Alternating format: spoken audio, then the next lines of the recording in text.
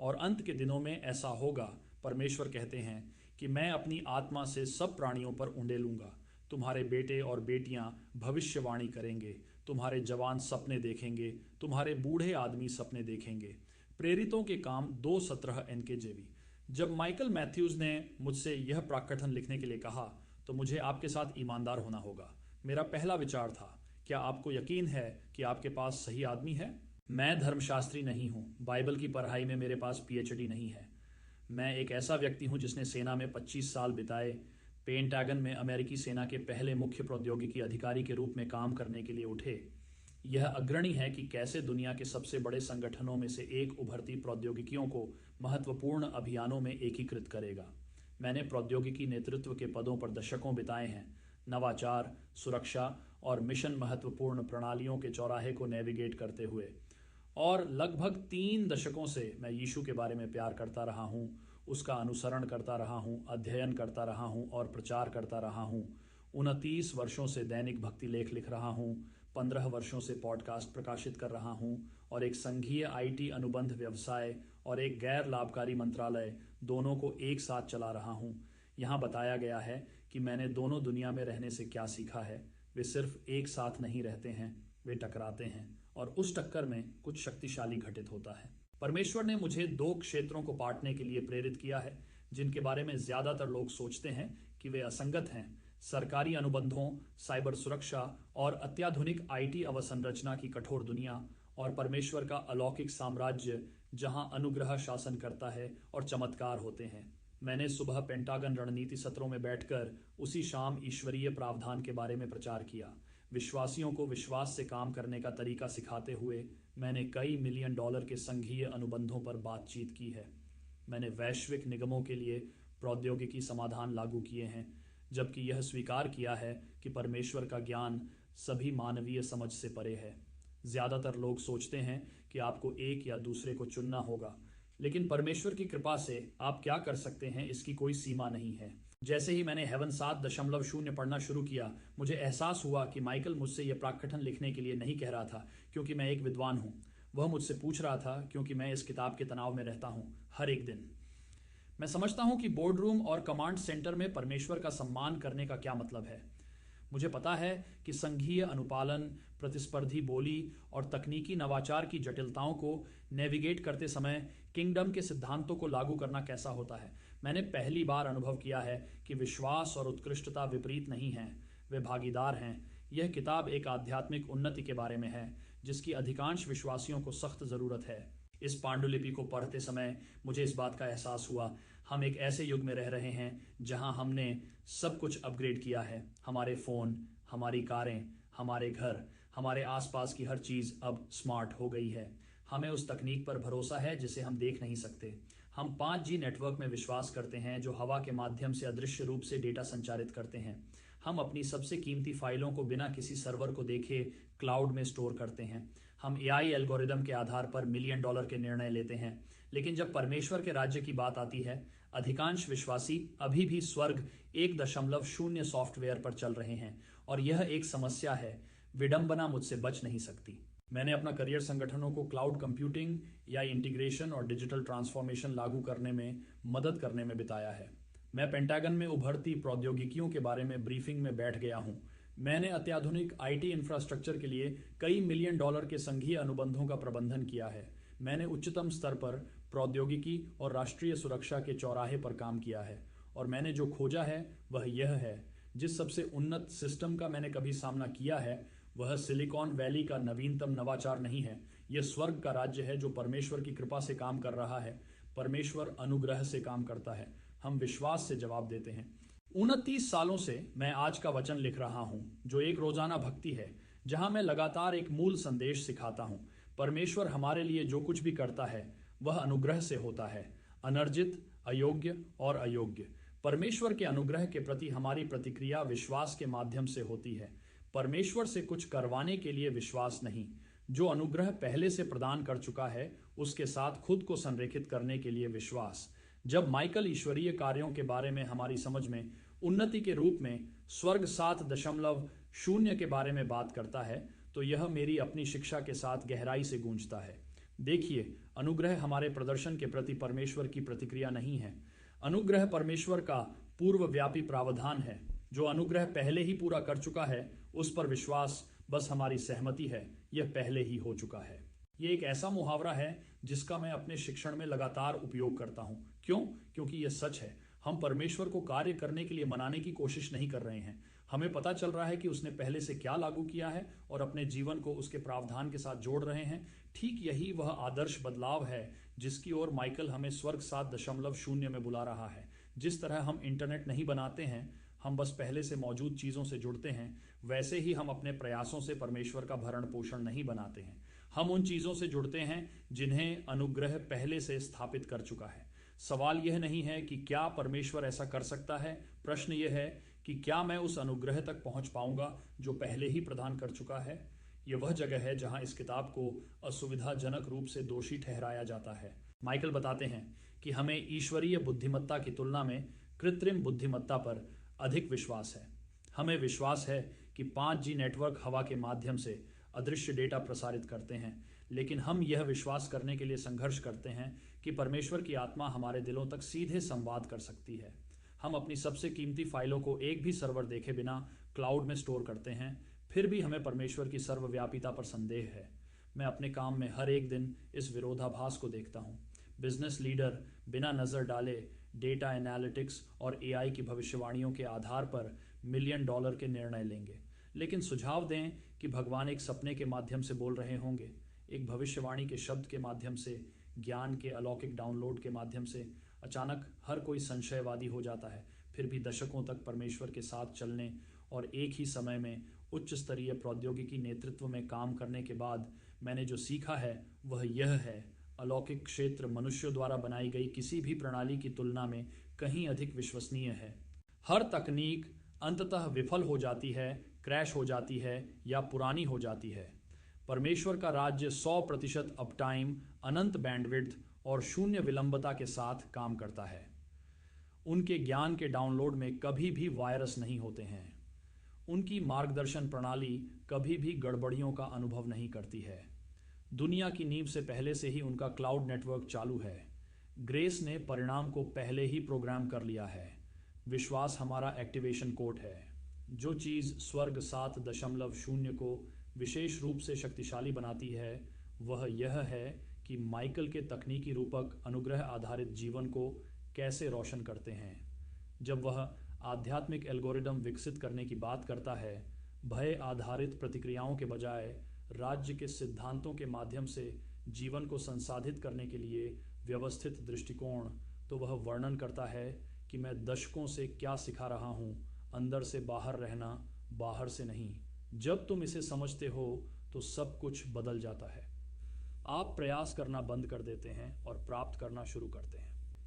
आप अनुमोदन के लिए प्रदर्शन करना बंद कर देते हैं और पहले से स्वीकृत होने की स्थिति से काम करना शुरू कर देते हैं। आप उस अनुग्रह को अर्जित करने की कोशिश करना बंद कर देते हैं जो अनुग्रह ने खुल कर दिया है। जो कुछ उसने पहले ही प्रदान किया है उसके लिए आप परमेश्वर से भीख मांगना बंद कर देते हैं। आप पूछने के बजाय पहुंचना शुरू कर देते हैं। आप भीख मांगने के बजाय विश्वास करने लगते हैं। ऊडा लूप और आध्यात्मिक निर्णय लेना सैन्य रणनीति से ऊडा लूप, ऑब्जर्व, ऑन, प्रोसेस, डिसाइड और आध्यात्मिक निर्णय लेना सैन्य रणनीति से ओरिएंट, डिसाइड, एक्ट के बारे में माइकल की चर्चा विशेष रूप से मेरे मन में गूंजती रही।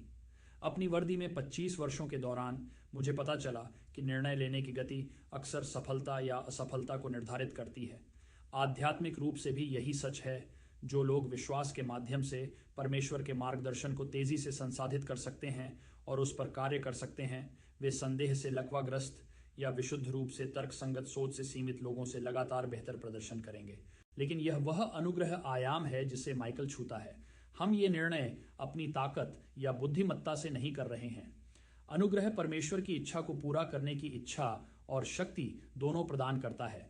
जब हम परमेश्वर की पहले से स्थापित योजनाओं के प्रति समर्पण करते हैं तो अनुग्रह हमें केवल मानवीय प्रयासों के माध्यम से जो असंभव होगा उसे निष्पादित करने की अलौकिक क्षमता प्रदान करता है। अनुग्रह के माध्यम से दर्द को बदलना, प्रभामंडल प्रभाव स्वर्ग 7.0 के सबसे गहरे हिस्सों में से एक उस चीज से संबंधित है जिसे माइकल प्रभामंडल प्रभाव कहते हैं। कैसे परमेश्वर का प्रकाश हमारे दर्दनाक अनुभवों के माध्यम से भी कुछ सुंदर और पूर्ण बनाने के लिए अपवर्तित होता है। यह कोई धार्मिक उदासीनता नहीं है, यह किंगडम फिजिक्स है। मैंने व्यक्तिगत अनुभव से सीखा है कि परमेश्वर को धन्यवाद देना, यहाँ तक कि हमें आकार देने वाली कठिनाइयों के लिए भी, धार्मिक होने के बारे में नहीं है। ये एक आध्यात्मिक सिद्धांत को सक्रिय करने के बारे में है जो उपचार और मोचन को मुक्त करता है। जब हम कहते हैं पिता उस दर्दनाक मौसम के लिए धन्यवाद, तो हम यह नहीं कह रहे हैं कि दर्द अच्छा था। हम स्वीकार कर रहे हैं कि अनुग्रह किसी भी अनुभव को उस चीज में बदल सकता है जो हमारे दिव्य उद्देश्य को पूरा करता है। यह अनुग्रहकारी जीवन जीना है। हमें यह समझने की जरूरत नहीं है कि कुछ चीजें क्यों हुई। हमें परमेश्वर के तरीकों को सही ठहराने की जरूरत नहीं है। हमें बस इस बात पर भरोसा है कि अनुग्रह हमारी भलाई के लिए सब कुछ एक साथ मिलकर कर रहा है। तब भी जब हम यह नहीं देख पाते कि कैसे, तब भी जब इस पल में इसका कोई मतलब नहीं है, सपने और सपने तेज हो रहे हैं। अलौकिक अनुभवों, सपने, दर्शन, दिव्य मुलाकातों के त्वरण पर माइकल का जोर इस बात को दर्शाता है कि मैं विश्व स्तर पर क्या देख रहा हूँ, चाहे वह कैरिबियन में हमारी सेवकाई के काम के माध्यम से हो, दुनिया भर के विश्वासियों के साथ हमारे संबंधों के माध्यम से हो, या मिशन क्षेत्रों की रिपोर्टों के माध्यम से हो। इससे इनकार नहीं किया जा सकता है, कुछ तेजी से बढ़ रहा है। परमेश्वर अपनी आत्मा को सभी देहों पर उंडेल रहा है। जिन लोगों को कभी अलौकिक अनुभव नहीं हुए, वे अचानक भविष्यवाणी के अनुसार सपने देख रहे हैं।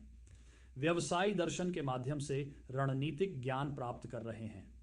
साधारण विश्वासी असाधारण आध्यात्मिक उपहारों में काम कर रहे हैं। यह रहस्यवाद नहीं है, यह सामान्य ईसाई धर्म है। प्रारंभिक चर्च लगातार इसी तरह से काम करता था। हम ही हैं जो कम क्षमता पर दौड़ रहे हैं।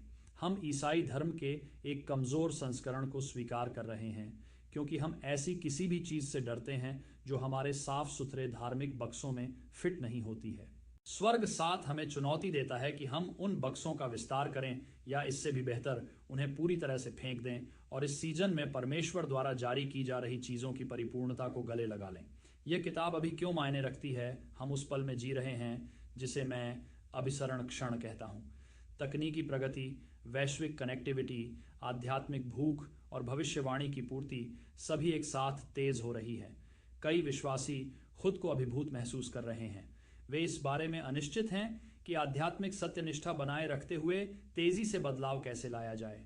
स्वर्ग 7.0 न केवल इस मौसम में जीवित रहने के लिए बल्कि इसमें सफल होने के लिए एक रूपरेखा प्रदान करता है। माइकल हमें दिखाता है कि कैसे उन आध्यात्मिक वास्तविकताओं को समझने के लिए तकनीक से हमारी परिचितता का लाभ उठाएं जिन्हें हम पहले भूल चुके हैं। ऐसे तेजी से आध्यात्मिक निर्णय लेने वाले प्रोटोकॉल विकसित करें जो आधुनिक जीवन की गति के साथ तालमेल बिठाते हैं। प्राकृतिक चुनौतियों के लिए अलौकिक ज्ञान का उपयोग करें। कृतज्ञता की कृपा से अतीत के दर्द को वर्तमान शक्ति में परिवर्तित करें। निष्क्रिय पर्यवेक्षकों के बजाय परमेश्वर के आगे बढ़ते राज्य में सह विकासकर्ताओं के रूप में कार्य करें। यह ज्यादा धार्मिक बनने के बारे में नहीं है, यह डिजिटल वास्तविकता की तुलना में ईश्वरीय वास्तविकता से ज्यादा जुड़ने के बारे में है। तो आज आपके लिए इसका क्या मतलब है? 29 वर्षों से एक प्रश्न ने मेरी शिक्षा को लगातार प्रेरित किया है। तो आज तुम्हारे लिए इसका क्या अर्थ है? क्योंकि बिना आवेदन के सिद्धांत सिर्फ जानकारी है, बिना कर्म के विश्वास मर चुका है। तो मैं आपसे पूछता हूं, क्या होगा अगर माइकल स्वर्ग 7.0 में जो कुछ भी प्रस्तावित करता है वह सच हो? क्या होगा अगर परमेश्वर वास्तव में राज्य के संचालन को क्वांटम गति से अपग्रेड कर रहा है?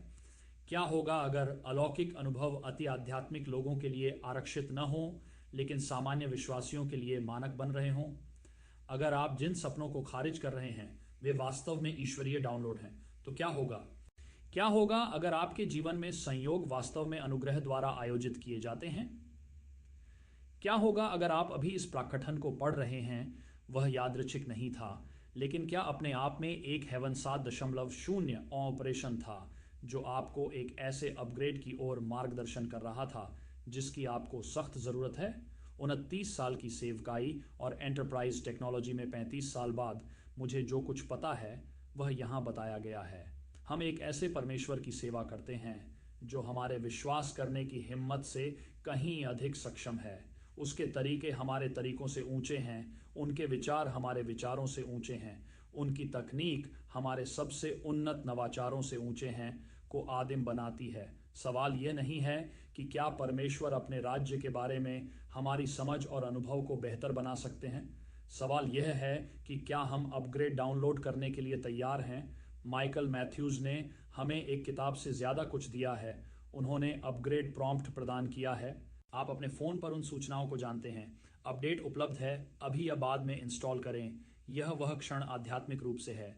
आप बाद में को हिट कर सकते हैं और अपने मौजूदा ऑपरेटिंग सिस्टम पर चलते रह सकते हैं, या आप अभी इंस्टॉल करें पर क्लिक कर सकते हैं और देख सकते हैं कि जब आप स्वर्ग के मौजूदा कार्यों के साथ अपने विश्वास को संरेखित करते हैं तो क्या होता है। मैं अभी इंस्टॉल करें पर क्लिक कर रहा हूं। मुझे उम्मीद है कि आप भी करेंगे। रिक पिना के बारे में। रिक पिना एक ऐसा व्यक्ति है जो प्रौद्योगिकी और विश्वास, व्यापार और मंत्रालय, व्यावहारिक ज्ञान और आध्यात्मिक अधिकार के चौराहे पर रहता है।